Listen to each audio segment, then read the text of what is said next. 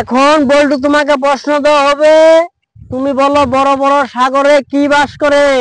হাতি, ঘোড়া, বাঘ, সিংহ, হরিণ, তারপরে ছাগল, গরু। বড় বড় সাগরে এগুলা বাস করে, এগুলা বাস করে, বড় বড় সাগরে এগুলা বাস করে, এগুলা বাস করে। স্কুলে এসে পড়ালেখা করে না, খালি ফাইজলামি। ঠিকই তো বলছি স্যার। ঠিকই বলছো।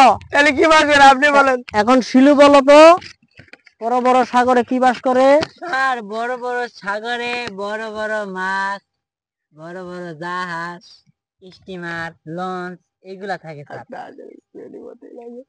তুমি ঠিক বলেছো।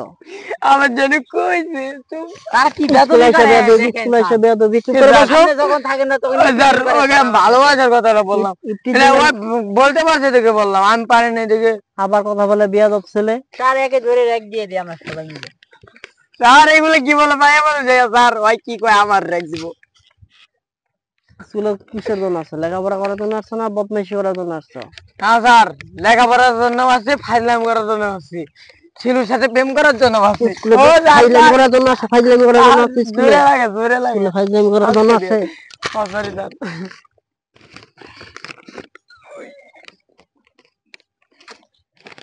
এখন তুমি প্রশ্নের উত্তর দাও যে 40 টাকা কেজি দুধ এলে ফটিকের মায়ের নাম কি?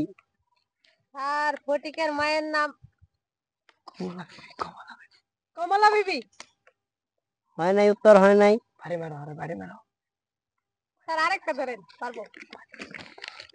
শিলু বলো 40 টাকা কেজি দুধ এলে ফটিকের মায়ের নাম কি? 40 টাকা কেজি দুধ এলে স্যার ফটিকের মার শেফালি। এই তো শিলু উত্তর সঠিক দিয়েছে। আর তুমি, তোমরা কি বলো, তোমরা কি বলো, তোমরা এগুলো কি বলো? আমার জন্য ঠিক বলেছে। ক্যামেরা কাট করো।